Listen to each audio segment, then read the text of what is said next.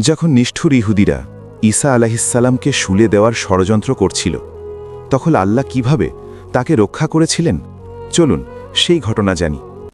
এক রাতে রোমান সৈন্য ও ইহুদিরা সেই বাড়িটিকে ঘিরে ফেলল যেখানে ঈসা আলাহিসাল্লাম তার শিষ্যদের সঙ্গে অবস্থান করছিলেন।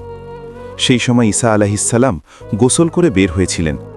তার মাথার চুল থেকে তখনও পানির ফোঁটা ঝরছিল। তিনি তার শিষ্যদের দিকে তাকিয়ে বললেন, তোমাদের মধ্যে কে আছে যে আমার রূপ ধারণ করে আমার জায়গায় শহীদ হতে রাজি? আল্লাহ তাকে আমার সঙ্গে জান্নাতে রাখবেন। এই কথা শুনে শিষ্যদের মধ্যে সবচেয়ে কম বয়সী এক যুবক উঠে দাঁড়ালো এবং বলল, আমি প্রস্তুত, হে আল্লাহর নবী। ঈসা আলাইহিসসালাম তাকে বললেন, বসে পড়ো। এরপর তিনি আবার একই প্রশ্ন করলেন। সেই যুবকটি আবার উঠে দাঁড়িয়ে বলল, আমি প্রস্তুত, হে আল্লাহর নবী। আল্লাহর আদেশে মুহূর্তের মধ্যেই সেই যুবকের চেহারা বদলে গেল। সে দেখতে হুবহু ঈসা আলাইহিসসালামের মতো হয়ে গেল।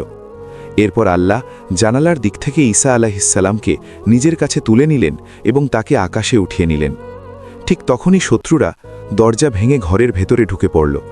তারা সেই যুবকটিকে দেখতে পেল যে দেখতে ঠিক ঈসা আলাইহিসসালামের মতো। তারা তাকে ধরে নিয়ে গেল। তারা তাকে শুলে চড়াল। মনে করল তারা সফল হয়েছে। কিন্তু বহু বছর পরে আল্লাহ কোরআনে স্পষ্ট করে জানিয়ে দিলেন, তারা তাকে হত্যা করেনি এবং তাকে শুলেও চড়ায়নি, বরং তাদের চোখে তা এমনভাবে দেখানো হয়েছিল আল্লাহ ঈসা আলাইহিসসালামকে নিজের কাছে তুলে নিয়েছেন। পৃথিবী আজও সেই ভুল বিশ্বাসে ডুবে আছে।